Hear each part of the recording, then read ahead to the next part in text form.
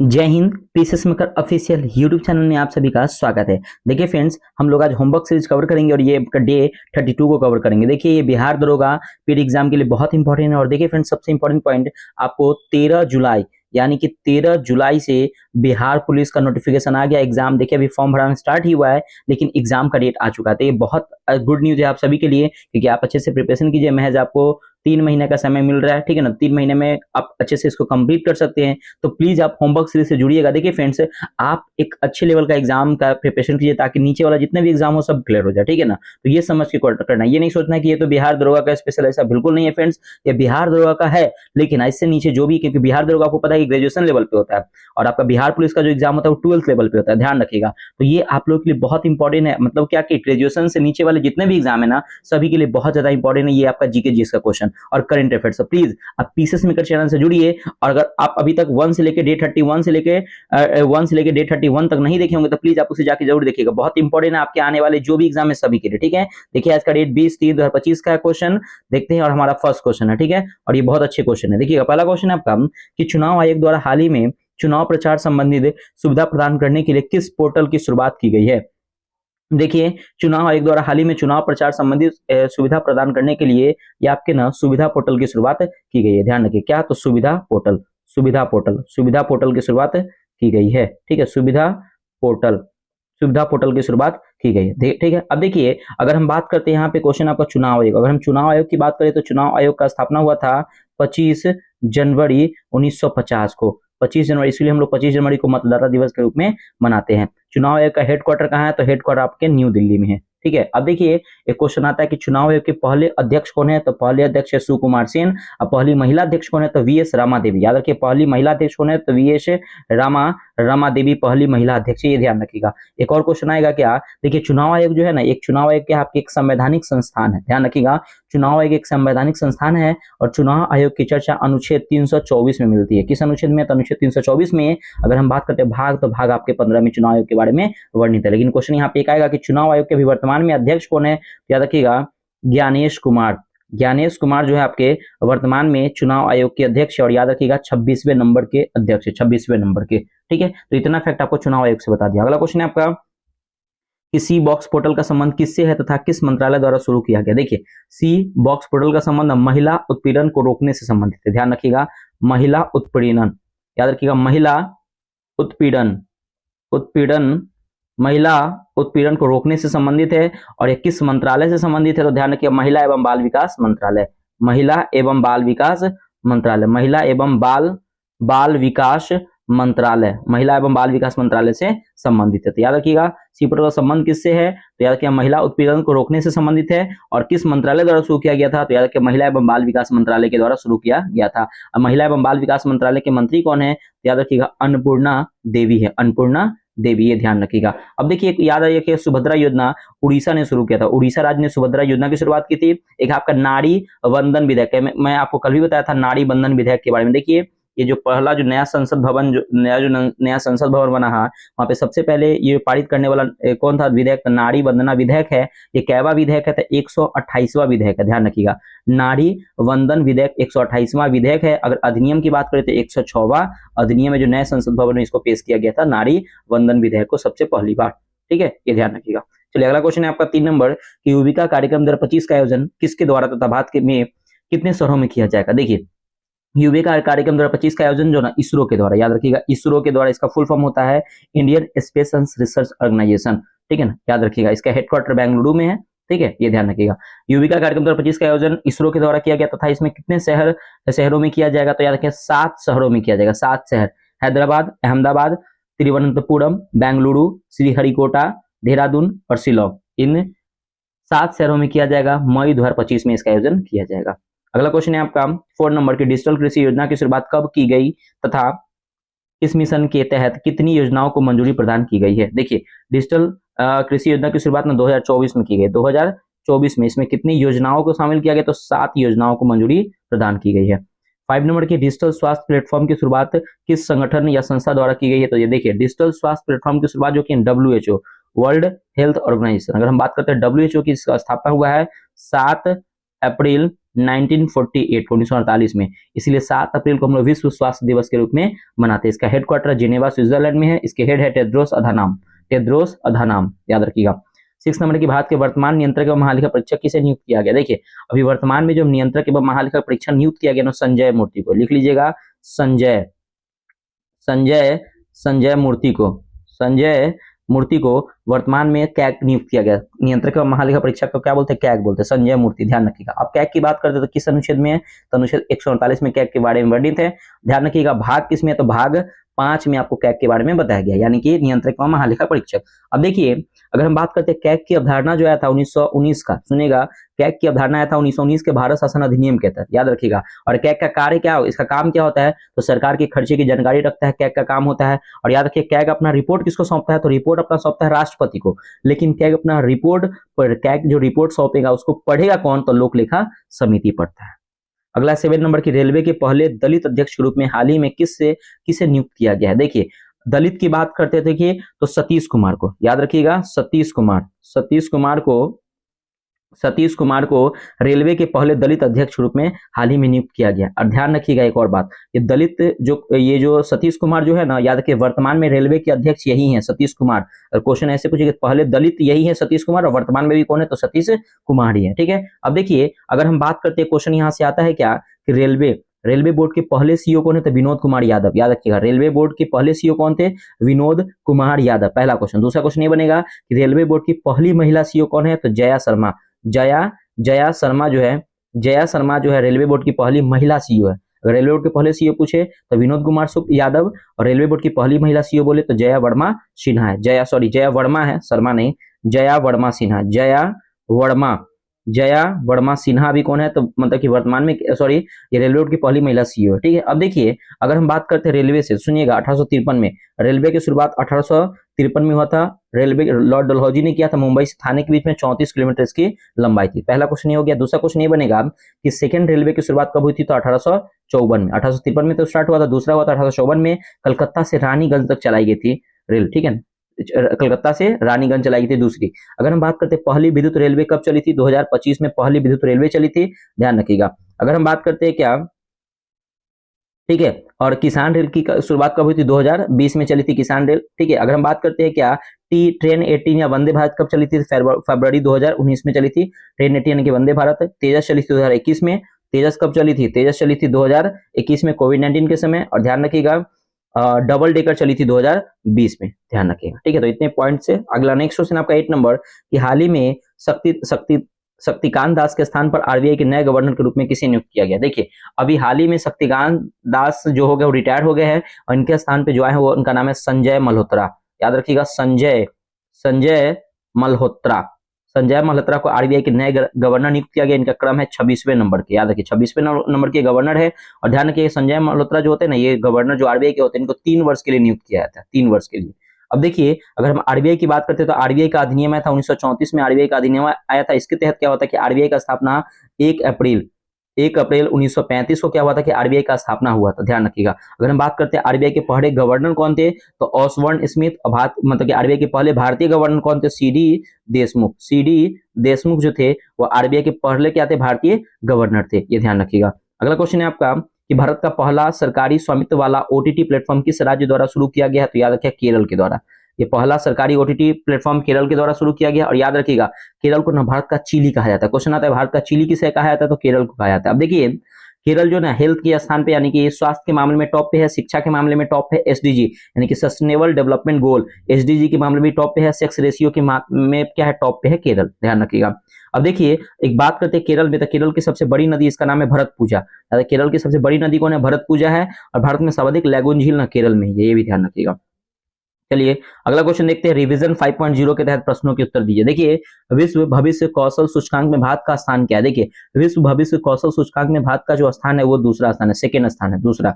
अगला आपका कि हेनले पासवर्ड सूचकांक में भारत का स्थान क्या है? तो 85वां स्थान है। अगर बात करें विश्व प्रसन्नता सूचकांक में भारत का स्थान क्या है? तो 126वां स्थान है, 126वां स्थान है। विश्व प्रसन्नता सूचकांक में भारत का स्थान 126वां है। आगे ग्लोबल फायर पावर इंडेक्स में भारत का स्थान क्या है? तो चौथा स्थान है, चौथा।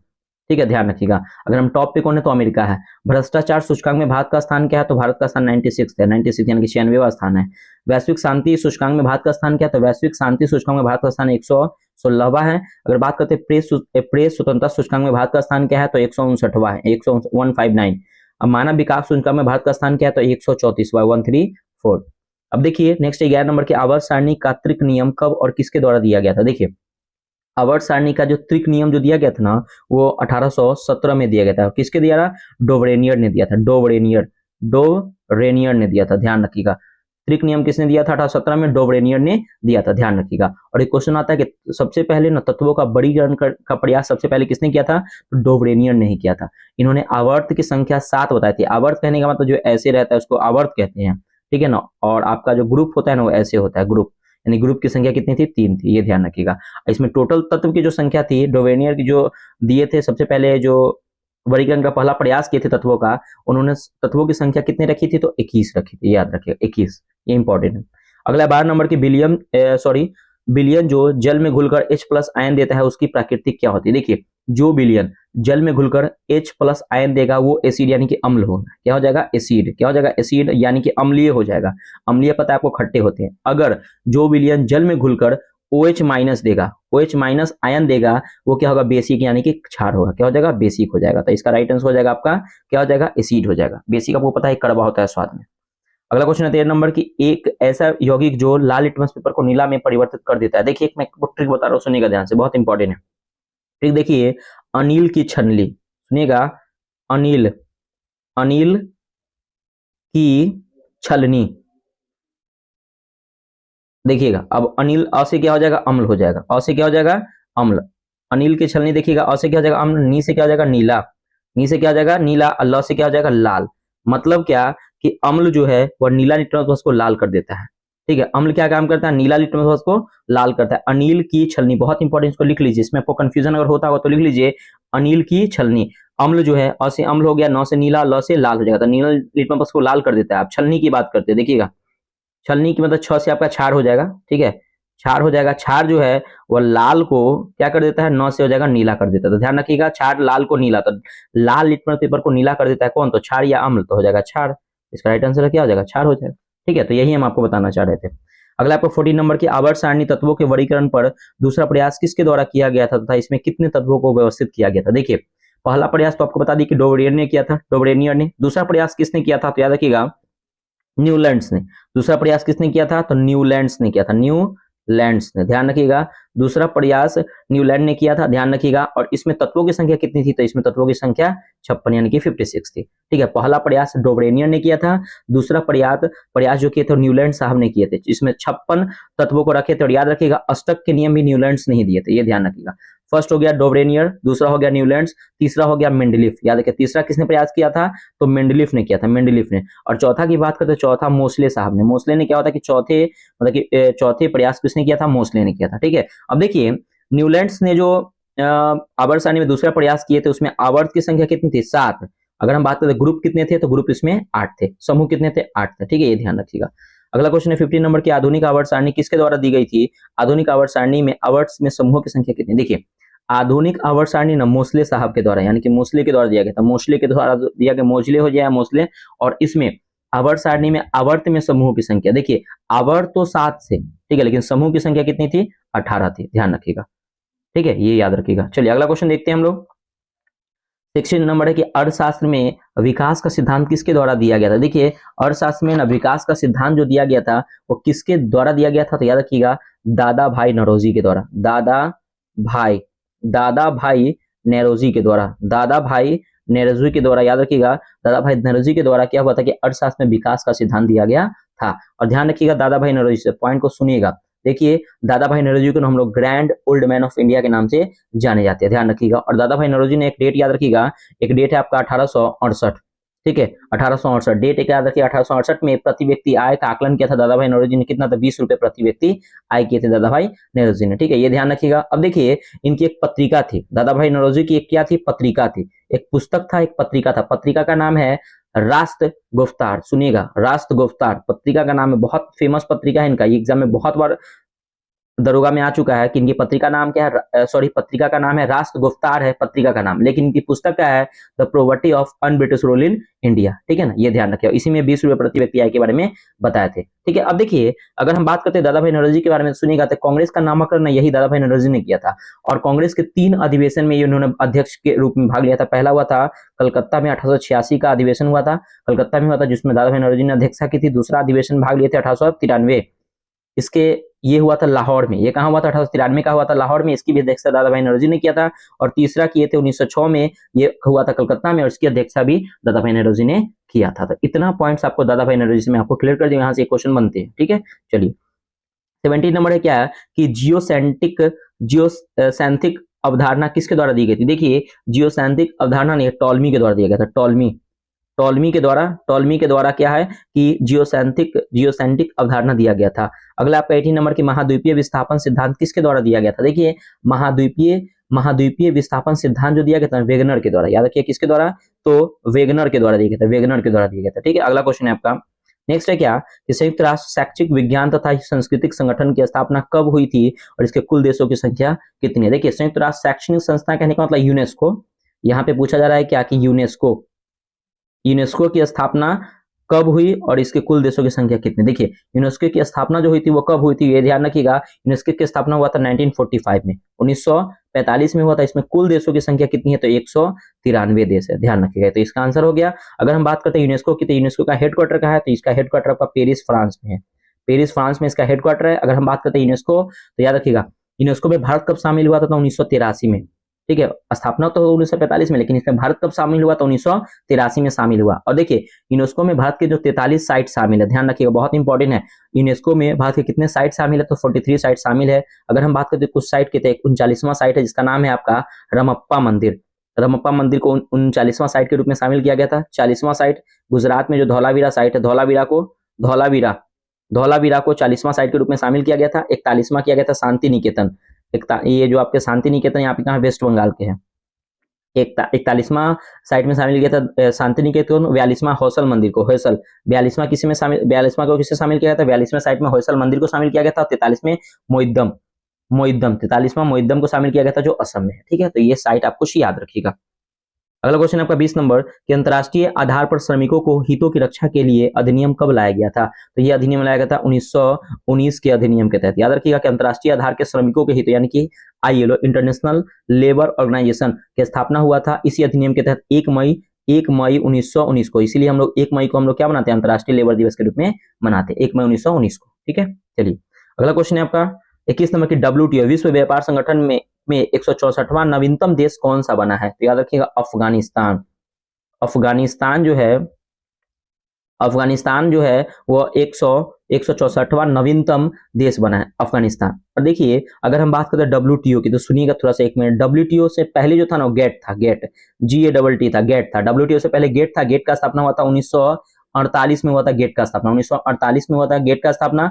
लेकिन गेट की जगह पर यही WTO आया था, गेट की जगह पे क्या आया था, WTO वर्ल्ड ट्रेड ऑर्गेनाइजेशन आया था। और याद रखिएगा ये WTO जब आया था ना, तो WTO जब आया था तो याद रखिएगा इसकी जो स्थापना हुआ था वो कब हुआ था, तो 1 जनवरी 1995 को। याद रखिएगा WTO की स्थापना कब हुआ था, तो 1 जनवरी 1995 को क्या हुआ था कि WTO वर्ल्ड ट्रेड ऑर्गेनाइजेशन का स्थापना हुआ था। इसके अभी मतलब कि अगर हम बात करते हैं क्या, इसका हेडक्वार्टर का है जिनेवा में, WTO का हेडक्वार्टर का है जिनेवा स्विट्जरलैंड में है। और इसका भी वर्तमान में हेड कौन है, तो नागोजी एकोंजो, याद रखिएगा नागोजी एंकोजो इवेला, ठीक है ना, ये नाइजीरिया से है। नागोजी एकेंजो इवेला ये नाइजीरिया से है। इनके वर्तमान में क्या अध्यक्ष है WTO के।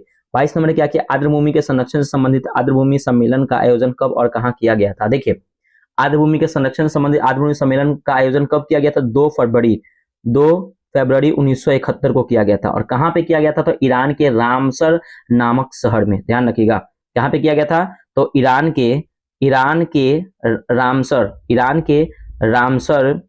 रामसर नामक शहर में इसका आयोजन किया गया था। और कहां पे, तो कैस्पियन सागर के तट पर किया गया था। ध्यान रखिएगा ईरान के रामसर नामक शहर में किया गया था। और किस सागर में पूछे, तो कैस्पियन सागर में किया गया था। ये ध्यान रखिएगा। आर्द्रभूमि सम्मेलन कब और कहां हो गया, इसका आंसर हो गया। और ध्यान रखिए इसलिए 2 फरवरी को हम लोग आर्द्रभूमि दिवस के रूप में या रामसर दिवस के रूप में मनाते हैं 2 फरवरी को, ठीक है। अब देखिए भारत जो है वो रामसर में कब शामिल हुआ, ये क्वेश्चन आ सकता था। 1983 में क्या हुआ कि रामसर में भारत शामिल हुआ था। और ध्यान रखिएगा, अगर रामसर में शामिल होने वाला भारत का पहला साइट कौन है, तो चिल्का झील है। चिल्का झील है जो उड़ीसा में है, ये ध्यान रखिएगा। चलिए अगला क्वेश्चन आपका 23 नंबर कि विश्व मलेरिया दिवस कब मनाया जाता है। भारत ने मलेरिया मुक्ति का लक्ष्य कब तक रखा गया। देखिए विश्व मलेरिया दिवस हम लोग मनाते हैं 25 अप्रैल को, और भारत का लक्ष्य है 2030 तक मलेरिया मुक्त करने का, ये ध्यान रखिएगा। ठीक है, अब देखिए अगर हम बात करते हैं मलेरिया का जो वाहक होता है ना, मादा एन्फ्लूएंजा मच्छर द्वारा होता है, और इसकी एक दवा है जो कुनैन की छाल से क्या होता है, कुनैन वृक्ष से क्या होता है, मलेरिया की दवाई बनाई जाती है। ठीक है ना। और अगर हम बात करते हैं क्या कि देखिए मलेरिया जो है ना एक प्लाज्मोडियम परजीवी वाहक होती है। ठीक है, और याद रखिएगा ये प्रोटोजोआ बीमारी है। मलेरिया जो है क्या है, कौन सी बीमारी, तो प्रोटोजोआ से होने वाली बीमारी है। और याद रखिएगा मलेरिया से जो प्रभावित अंग कौन है, तो प्लीहा है, प्लीहा जिसको स्प्लीन कहते हैं। ठीक है, ये ध्यान रखिएगा। और 25 अप्रैल को हम लोग मलेरिया दिवस के रूप में मनाते हैं। ठीक है, अगला क्वेश्चन नेक्स्ट है 24 नंबर की भारतीय प्रवासी दिवस कब मनाया जाता है। सन 2025 में इसका आयोजन कहाँ किया गया, बहुत इंपॉर्टेंट। देखिए भारतीय प्रवासी दिवस जो मनाया जाता है वो 9 जनवरी को मनाया जाता है। 9 जनवरी को क्यों मनाते हैं आपको पता है ना, कि महात्मा गांधी जब साउथ अफ्रीका से आए थे 9 जनवरी 1915 को, इसीलिए 9 जनवरी को हम लोग भारतीय प्रवासी दिवस के रूप में मनाते हैं। और इस बार जो कहाँ मनाया जाएगा, भुवनेश्वर में मनाया जाएगा। कहाँ मनाया जाएगा, तो भुवनेश्वर में। भुवनेश्वर में क्या होगा कि इसका आयोजन किया जाएगा भुवनेश्वर में, ध्यान रखिएगा। और ये प्रत्येक 2 वर्ष पे मनाया जाता है। अगला है क्या कि महबूब ए इलाही के नाम से किसे जाना जाता है। देखिए महबूब ए इलाही के नाम से ना निजामुद्दीन औलिया को जाना जाता है। निजामुद्दीन निजामुद्दीन निजामुद्दीन निजामुद्दीन औलिया के नाम से जाना जाता है। निजामुद्दीन औलिया के नाम से जाना जाता है महबूब ए इलाही को। और याद रखिएगा निजामुद्दीन औलिया का दरगाह कहाँ है, तो दिल्ली में है। ठीक है, उसी प्रकार से शेख सलीम चिश्ती का दरगाह कहाँ है, तो फतेहपुर सिकरी में है। उसी प्रकार से मैनुद्दीन चिश्ती की दरगाह कहाँ है, तो अजमेर में स्थित है। अगला 26 नंबर की ताशकंद समझौता कब और किन देशों के बीच में हुआ था। देखिए ताशकंद समझौता जो हुआ था ना 1966 में हुआ था, और किसके बीच में हुआ था, भारत और पाकिस्तान के बीच में। भारत और पाकिस्तान के बीच में क्या हुआ था, भारत और पाकिस्तान के बीच में ताशकंद समझौता हुआ था, ध्यान रखिएगा। और भारत की तरफ से कौन भाग लिए थे, तो लाल बहादुर शास्त्री, और पाकिस्तान की तरफ से तो अयूब खान ने भाग लिया था। ठीक है ना, ध्यान रखिएगा। ठीक है, और इसी समझौते के बाद क्या हुआ था, 1966 में लाल बहादुर शास्त्री की आकस्मिक मृत्यु हो गई थी। अगला क्वेश्चन है आपका 27 नंबर की अमीर खुसरो सर्वप्रथम किसका दरबारी कवि था और इनके सर्वाधिक समय किनके दरबार में बिताया था। देखिए अमीर खुसरो की बात करते थे, अमीर खुसरो सर्वप्रथम किसका दरबारी कवि था, तो ये बलबन का दरबारी कवि था, बलबन का। अमीर खुसरो किसका दरबारी कवि था, तो बलबन का दरबारी का था। इसका सर्वाधिक समय किसके दरबार में बिताया था, ध्यान रखिएगा अलाउद्दीन खिलजी के दरबार में। सर्वाधिक समय कहाँ बिताया था, तो अलाउद्दीन अलाउद्दीन खिलजी। ठीक है, अलाउद्दीन हो जाएगा, अलाउद्दीन खिलजी हो जाएगा। अलाउद्दीन खिलजी के समय में क्या होता है, खिलजी के दरबार में बिताया था, ध्यान रखिएगा। ठीक है, अब देखिए अगर हम बात करते हैं अलाउद्दीन खिलजी के बारे में, तो याद रखिएगा कि तूती ए हिंद की उपाधि अमीर खुसरो किसने दिया था, तो अलाउद्दीन खिलजी ने दिया था। क्वेश्चन आता है, क्वेश्चन क्या आता है कि तूती ए हिंद, सुनिएगा बहुत इंपॉर्टेंट क्वेश्चन है, तूती ए हिंद। तूती ए हिंद की उपाधि यानी कि बात तोता कहा जाता है, अमीर खुसरो को उपाधि किसने दी थी, अलाउद्दीन खिलजी ने। ठीक है ना। अब देखिए अमीर खुसरो की बात करते हैं तो सुनिएगा एक जनक यानी कि तबला और मुखड़ी का जनक। क्वेश्चन आता है कि तबला का जनक कौन है, तबला और याद रखिए एक मुखड़ी। ठीक है ना, एक मुखड़ी एक यंत्र है मुखड़ी, तबला और मुखड़ी का जनक के रूप में अमीर खुसरो को जाना जाता है, अमीर खुसरो को। ठीक है, तो इतने फैक्ट्स हो गए। अगला क्वेश्चन है आपका 28 नंबर कि भारत का पेरिस के नाम से किस भारतीय शहर को जाना जाता है। देखिए भारत का पेरिस हम लोग किस शहर को कहते हैं, तो जयपुर को। भारत का पेरिस किसे कहते हैं, तो जयपुर को कहते हैं। भारत का पेरिस किसे कहते हैं, जयपुर को कहते हैं। याद रखिएगा जयपुर को ही हम लोग पिंक सिटी कहते हैं। पिंक सिटी क्यों कहते हैं अभी बताते हैं। देखिए जयपुर का स्थापना ना जय सिंह ने किया था, लिख लीजिएगा। राजा सवैया जय सिंह ने क्या हुआ था कि राजा सवैया जय सिंह ने क्या हुआ था कि जयपुर शहर का स्थापना किया था। याद रखिएगा जयपुर को ना पिंक रंग से राजा राम सिंह ने रंगवाया था। याद रखिए जयपुर शहर को किसने, याद रखिए पिंक रंग से राजा राम सिंह ने रंगवाया था, इसीलिए पिंक सिटी के नाम से इसको जाना जाता है। अगला क्वेश्चन नेक्स्ट है आपका 29 नंबर की लौंग का द्वीप किसे कहा जाता है और इसकी अवस्थिति कहाँ है। देखिए लौंग का द्वीप, देखिए 2 द्वीप याद रखिएगा, एक आपका जानजीवार द्वीप, याद रखिएगा कौन सा, तो जानजीवार द्वीप, और दूसरा हो गया आपका, पहला हो गया जानजीवार और दूसरा हो गया पेम्बा द्वीप।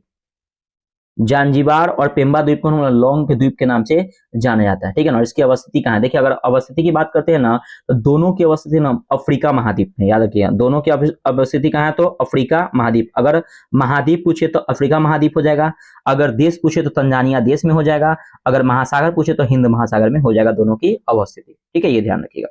अगला 30 नंबर क्या कि किसान घाट किस प्रधानमंत्री के समाधि स्थल के रूप में जाना जाता है, तो याद रखिए चौधरी चरण सिंह को, चौधरी चरण सिंह को, चौधरी चरण सिंह को, चौधरी चरण सिंह को किसान घाटी के रूप में, किसान घाट के रूप में जाना जाता है चौधरी चरण सिंह को। और ध्यान रखिएगा ये किसान पीएम थे भारत के, ये पहले जो किसान पीएम थे कौन थे, भारत के थे ये चौधरी चरण सिंह। और याद रखिएगा ये एक ऐसे प्रधानमंत्री थे, चौधरी चरण सिंह एक ऐसे प्रधानमंत्री थे जो एक बार भी लोकसभा में का सामना नहीं किए थे, ठीक है ना। और ये गैर कांग्रेसी सरकार थी इनकी, चौधरी चरण सिंह की, ठीक है। अगला 31 नंबर के संविधान के किस अनुच्छेद के तहत आकस्मिक रिक्ति के समय राष्ट्रपति के कार्यों का निर्वहन कार्यवाहक राष्ट्रपति के रूप में तत्कालिक उपराष्ट्रपति करेंगे? तो किस अनुच्छेद के तहत करेंगे? तो याद रखिएगा ये जो आपका अनुच्छेद है, अनुच्छेद आपका जो है आपका 70, अनुच्छेद 70 के तहत कहा गया है कि अगर राष्ट्रपति आकस्मिक मतलब राष्ट्रपति अपने पद पे नहीं रहेंगे तो उनका कार्यकाल उपराष्ट्रपति करेंगे, अगर उपराष्ट्रपति भी पद पे नहीं रहेंगे तो उनका कार्यकाल कौन करेंगे? चीफ जस्टिस ऑफ इंडिया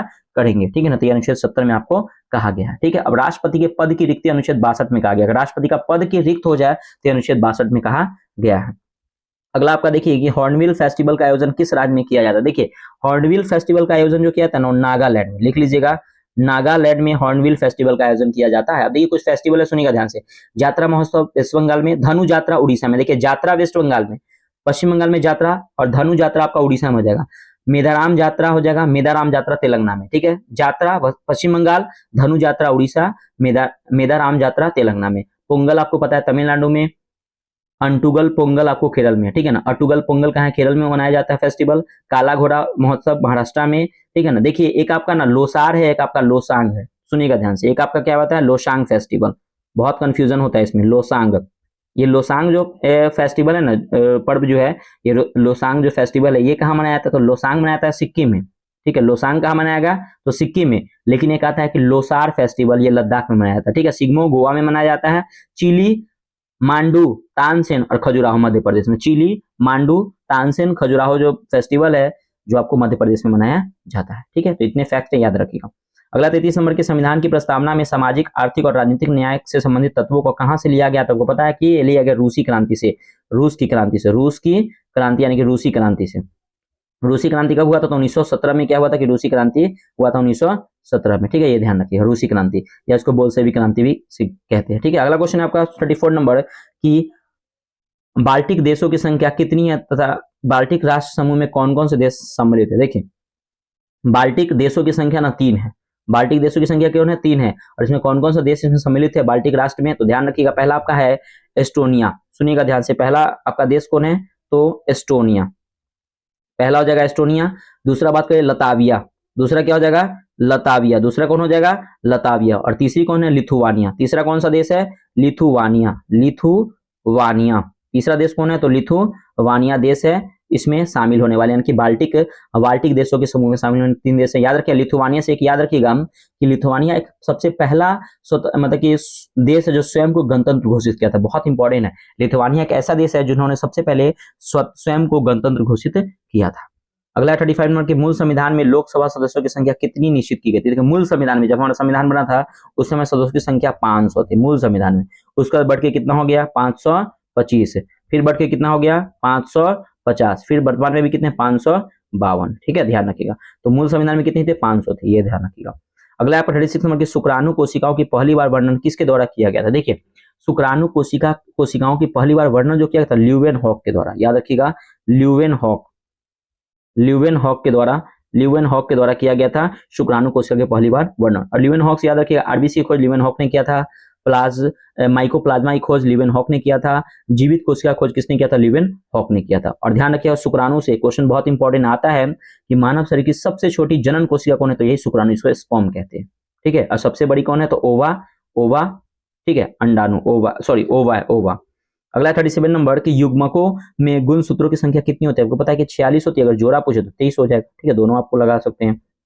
और 30 नंबर है क्या कि मानव में यौवन के दौरान टेस्टोस्टेरोन किस ग्रंथि द्वारा जारी किया था? देखिए मानव में जो यौवन अवस्था में जो होता है ना, एडल्ट एज में दौरान टेस्टोस्टेरोन जो निकलता है, टेस्टोस्टेरोन हम लोग मेल हार्मोन कहते हैं, मेल हार्मोन यानी कि पुरुष हार्मोन इसको बोलते हैं टेस्टोस्टेरोन को, ठीक है ना। और ये वृषण से स्रावित होता है। कहां से होता है? तो वृषण से स्रावित होता है, वृषण से। और याद रखिएगा गोनेट कोशिका से निकलती है। किस कोशिका पूछे तो कोशिका अगर पूछे ना तो गोनेट कोशिका, और केवल कहां से निकलती है? वृषण से, ध्यान रखिए गोनेट कोशिका से निकलती है।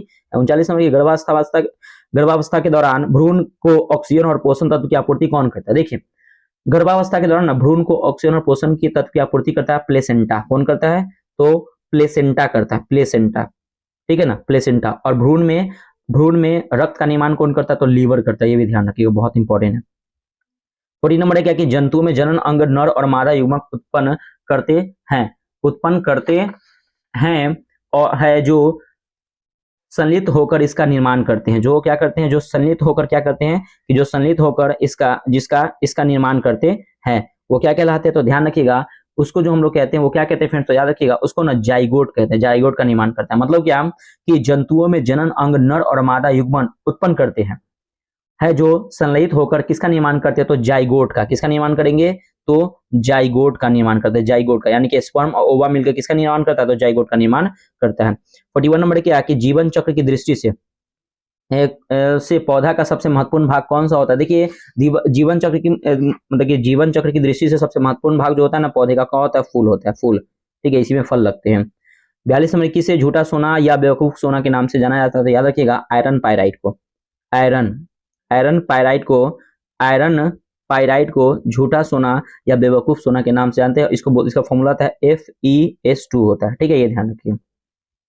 अगला 43 नंबर की फोटोग्राफी में सामान्यतः प्रयोग किए जाने वाले हाइपो रासायनिक का नाम क्या है। तो देखिए फोटोग्राफी में रासायनिक मतलब कि सामान्यतः प्रयोग किए जाने वाले हाइपो रासायनिक का नाम क्या है, तो सोडियम थायोसल्फेट। इसको लिखिएगा सोडियम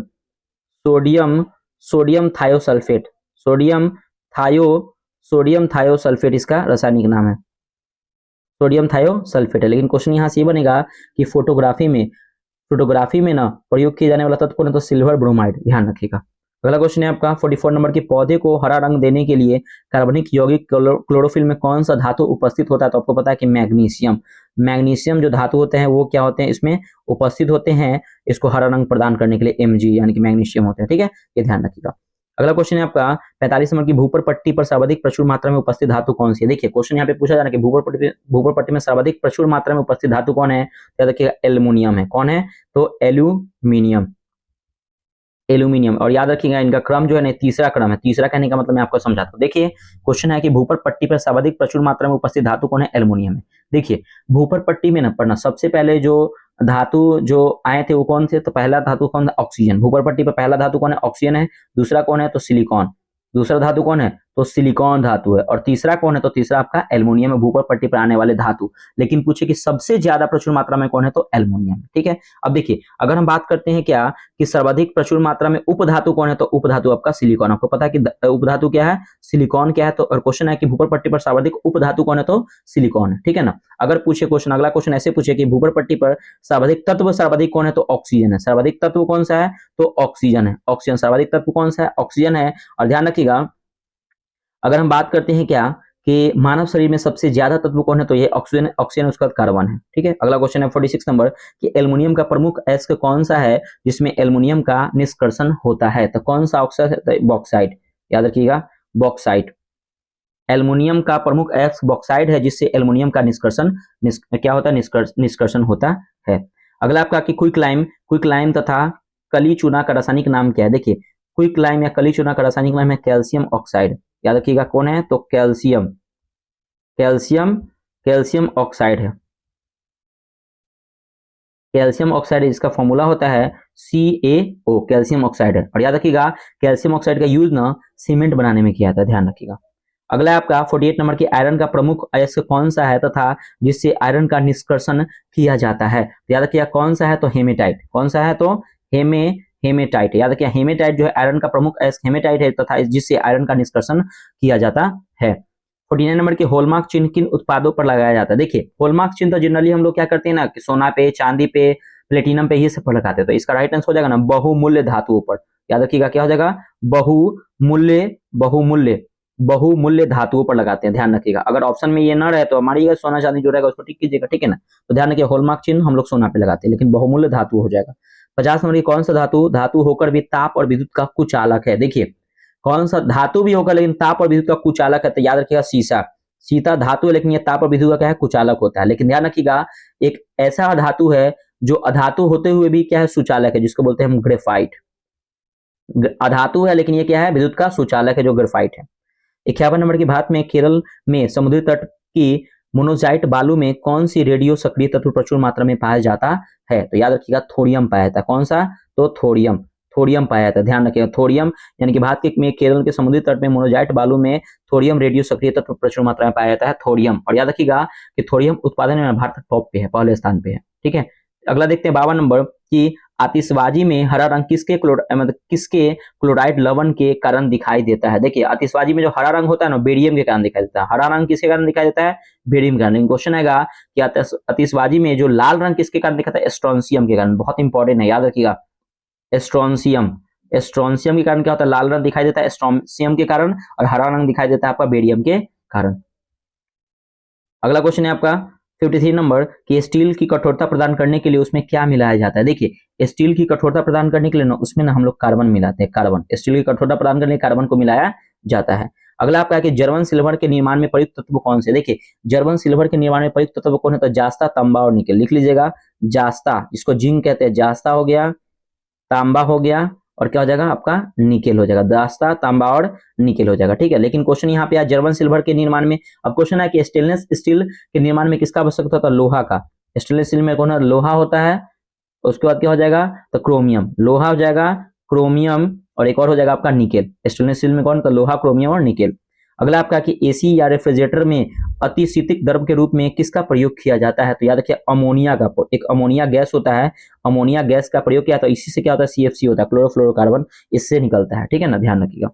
अगला 56 नंबर की किस तापमान पर फारेनहाइट और सेंटीग्रेड दोनों पैमाने का मूल्य समान होता है? तो -40 डिग्री सेल्सियस। याद रखिए -40 डिग्री सेल्सियस पे क्या होता है कि फारेनहाइट और सेंटीग्रेड दोनों पैमाने का मूल्य समान होता है। 57 नंबर की कमरे में रखे रेफ्रिजरेटर का दरवाजा खुला छोड़ दिया जाए तो कमरे के तापमान पर क्या प्रभाव पड़ेगा? देखिए अगर कमरे में रखे ना रेफ्रिजरेटर का दरवाजा खोल दिया जाए ना, तो उसमें कमरे का तापमान ना बढ़ जाएगा। याद रखिएगा कमरे का तापमान क्या हो जाएगा? बढ़ेगा। अगला क्वेश्चन है 58 नंबर की सूर्य का तापमान किस तापमापी यंत्र से मापा जाता है? देखिएगा सूर्य का तापमान जो है ना पायरोमीटर से नापते हैं। किससे? तो पायरोमीटर से क्या होता है कि सूर्य का तापमान मापते हैं पायरोमीटर से। 59 नंबर की द्रवों तथा गैसों में उष्मा का स्थानांतरण किस विधि द्वारा होता है? देखिए गैसों मतलब कि द्रवों एवं गैसों में उष्मा का स्थानांतरण जो होता है ना संवहन विधि के द्वारा होता है। किससे? तो संवहन विधि के द्वारा होता है। अगला 16 नंबर की सूर्य विकिरण का कौन सा भाग सोलर कुकर को गर्म कर देता है? तो कौन सा भाग करता है? तो अवरक्त किरण का भाग। तो याद रखिएगा अवरक्त किरण का भाग जो होता है वो क्या होता है कि सूर्य विकिरण में कौन सोलर कुकर को गर्म करता है? अवरक्त किरण का भाग। 61 नंबर की वह ताप जिस पर बर्फ, पानी और वाष्प संतुलित अवस्था में रहता है उसे क्या कहा जाता है? तो उसके हम लोग त्रिक बिंदु कहते हैं। क्या कहते हैं हम लोग? तो उसको कहते हैं त्रिक बिंदु। क्या कहते हैं? तो त्रिक बिंदु कहते हैं। जिस पर ताप, बर्फ, पानी और वाष्प संतुलित अवस्था में रहता है उसे त्रिक बिंदु कहते हैं। अगला 62 नंबर की प्रधानमंत्री स्वनिधि योजना कब शुरू की गई थी तथा इसका संबंध किससे? देखिए प्रधानमंत्री स्वनिधि योजना की शुरुआत हुई थी 2020 में, और इसका संबंध ना स्ट्रीट वेंडर से, याद रखिए स्ट्रीट वेंडर से संबंधित है। और याद रखिएगा ये प्रधानमंत्री स्वनिधि योजना का संबंध ना, एक ध्यान रखिएगा, लोन मतलब 3 महीने के लिए लोन दिया था स्ट्रीट वेंडर को, 10,000 दिया था। नो, इसमें कोई भी आपको एक्स्ट्रा कॉस्ट यानी कि ब्याज नहीं लगता। 3 महीने के लिए लोन दिया था 10,000 रुपया, प्रधानमंत्री स्वनिधि योजना के तहत स्ट्रीट वेंडर से संबंधित है। वर्तमान बजट की सबसे बड़ी योजना पीएम गरीब कल्याण अन्न योजना की शुरुआत कब की गई थी? देखिए इसकी शुरुआत हुई थी 2 जून 2020 को इसकी शुरुआत हुई थी, और याद रखिए इसको कार्यकाल भी 5 साल के लिए बढ़ा दिए गए फिर से, ध्यान रखिएगा। अगला क्वेश्चन है 64 नंबर की बेटी बचाओ बेटी पढ़ाओ योजना कब और कहां से शुरू किया गया? देखिए बेटी बचाओ बेटी पढ़ाओ योजना जो है ना 2015 में शुरू किया गया था, और ध्यान रखिएगा ये पानीपत हरियाणा से। आपको पता है कि वहां पे बेटियों को यहाँ पे हरियाणा में बेटियों की संख्या कम है, इसीलिए यहाँ पे बेटी बचाओ बेटी पढ़ाओ की योजना शुरू किया गया था 2015 में। कहा? पानीपत हरियाणा से, ये ध्यान रखिएगा। 65 में G7 समूह का 7वां सदस्य कब और किसे बनाया गया? देखिए G7 समूह का 7वां सदस्य बना कनाडा बना है। कौन बना है? तो कनाडा बना है। और याद रखिए कब बनाया गया था? 1976 में, 1976 में। फ्रांस भी, और ये फ्रांस के द्वारा, ठीक है ना, और इसका स्थापना हुआ था। और देखिए G7 का स्थापना हुआ था 1975 में, किसके द्वारा? फ्रांस के द्वारा हुआ था, ठीक है ना, ध्यान रखिएगा। और वर्तमान में G7 के 7 देश शामिल है।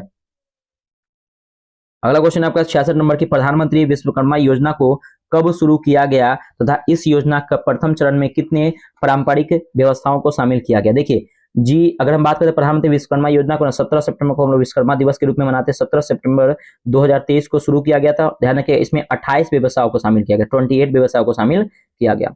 67 नंबर की प्रधानमंत्री के विकास पहल पीएम डिवाइन योजना का संबंध किससे है? देखिए प्रधानमंत्री के विकास पहल पीएम डिवाइन योजना का संबंध जो है ना पूर्वोत्तर राज्य से है। ध्यान रखिएगा किससे है? तो पूर्वोत्तर राज्य से, पूर्वोत्तर राज्य से संबंधित है, ध्यान रखिएगा। और ये पीएम डिवाइन योजना 2023 में आया था। अगला 68 नंबर की जल जीवन मिशन की घोषणा कब और किसके द्वारा की गई थी? देखिए जल जीवन मिशन योजना घोषणा कब की गई थी? तो 15 अगस्त 2019 को। और पता है कि किसके द्वारा? तो नरेंद्र मोदी जी के द्वारा की गई थी। अगला क्वेश्चन आपका 69 नंबर की प्रधानमंत्री फसल बीमा योजना कब शुरू की गई थी? तो इसमें फसलों की क्षति पर कितना बीमा का प्रावधान है? देखिए प्रधानमंत्री फसल बीमा योजना की शुरुआत हुई थी 2016 में, ठीक है ना। और इसमें फसलों की क्षति पर कितना बीमा का प्रावधान? देखिए इसमें 3 फसल को शामिल किया गया। पहला आपका है रबी फसल, ठीक है ना। रबी फसल पे ना आपको 1.5% बीमा दिया जाएगा की बात की गई है। उसका खरीफ फसल पे 2% बीमा की बात की गई। उसका जायद फसल पे 5% बीमा की बात की गई। तो रबी, खरीफ और जायद फसल ध्यान रखिएगा।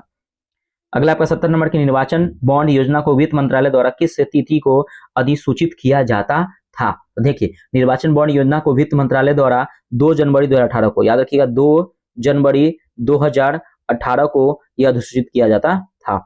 71 नंबर क्या कि किन विधियों का उपयोग कर राष्ट्रीय आय का गणना की जाती है? तो देखिए किन विधियों का उपयोग करके, तो 3 विधि है। एक आपका उत्पाद विधि, आय विधि और व्यय विधि। याद रखिएगा उत्पाद, आय और व्यय विधि के द्वारा राष्ट्रीय आय का गणना किया जाता है।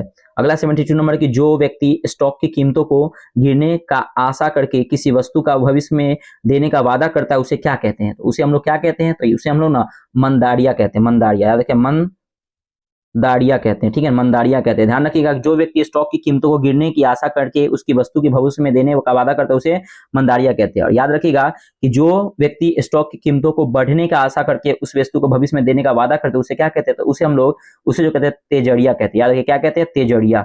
क्या कहते हैं? तो तेजड़िया कहते हैं, तेजड़िया। याद रखिएगा तेजड़िया और मंदरिया का दोनों का संबंध क्या? शेयर मार्केट से, ये ध्यान रखिएगा। अगला 73 नंबर की न्यू डेवलपमेंट बैंक का क्षेत्रीय कार्यकाल कहां स्थापित किया गया? देखिए न्यू डेवलपमेंट बैंक का क्षेत्रीय कार्यकाल जो स्थापित किया गया ना जोहान्सबर्ग में। याद रखिएगा कहां पे? तो जोहान्सबर्ग में स्थापित किया गया। ध्यान रखिए जोहान्सबर्ग कहां है? तो दक्षिण अफ्रीका में है। और न्यू डेवलपमेंट बैंक को ही क्या कहते हैं? ब्रिक्स बैंक के नाम से जाना जाता है, ब्रिक्स बैंक। 74 नंबर की एशिया का पहला निर्यात प्रसंस्करण कब और कहां स्थापित किया गया? देखिए एशिया का पहला निर्यात प्रसंस्करण जो है ना वो 1965 में किया गया। और यह कहां पे? तो कांडला गुजरात में। याद रखिए कहां पे? तो कांडला गुजरात में इसका स्थापित किया गया। अगला क्वेश्चन है 75 नंबर की भारत में सर्वप्रथम विमुद्रीकरण कब किया गया था? तो 1946 में भारत में प्रथम विमुद्रीकरण किया गया था। अब देखिए यहाँ पे फ्रेंड्स होमवर्क मैं आपको ग्रुप में ऑलरेडी भेज दूंगा, आप इसको लिख लीजिएगा, होमवर्क लिखिएगा। ये डे 32 का होमवर्क है। भारत में बजट 25-26 में ऑलरेडी वीडियो इसका बनाया, मैं आपको ग्रुप में भेज दूंगा, आप उसे देखिएगा, बहुत अच्छा है। ज्ञान बिंदु जीएस एकेडमी का ही जो नोट्स उसी का वीडियो था, बहुत अच्छा आप देखिएगा। क्वेश्चन बैंक में पेज नंबर 411 से 421 पढ़ना है। एंशिएंट हिस्ट्री आज से स्टार्ट हुआ, मॉडर्न कंप्लीट हो गया, एंशिएंट स्टार्ट हुआ, प्राचीन भारतीय इतिहास का स्रोत, पॉलिटी में राज्यों के उच्च न्यायालय, ज्योग्राफी में पढ़ना राज्य तथा केंद्र शासित प्रदेश और पड़ोसी देश, ये भी खत्म हो जाएगा आज और कल में। स्टैटिक जीके में ऑस्कर एकेडमी अवार्ड 2025 हो जाएगा। उसके बाद क्या हो जाएगा फ्रेंड्स, जैसे आपका ज्योग्राफी कंप्लीट होगा आपको बिहार स्पेशल स्टार्ट होगा। फ्रेंड्स वीडियो कैसा लगा कमेंट करके बताइए, मैं आपको बीच में कहीं भी आपको डिस्टर्ब नहीं करता। फ्रेंड प्लीज आप वीडियो कैसा लगा कमेंट करके बताइएगा। देखिए आप लोग कमेंट नहीं करते, मैं आप लोग के लिए डेली वीडियो प्रोवाइड करता हूं। कमेंट कीजिए फ्रेंड्स और वीडियो को लाइक कीजिए और कमेंट करके बताइए वीडियो कैसा लगा। और फर्स्ट टाइम पीसीएस मेकर से जुड़े होंगे तो प्लीज इस चैनल को सब्सक्राइब कर लीजिए। और नीचे दिए डिस्क्रिप्शन बॉक्स में टेलीग्राम का लिंक है, इसका पीडीएफ चाहिए तो टेलीग्राम से जुड़ के आप इसका पीडीएफ ले सकते हैं। ठीक है फ्रेंड्स, तो मिलते हैं नेक्स्ट वीडियो में। बाय बाय, जय हिंद दोस्तों।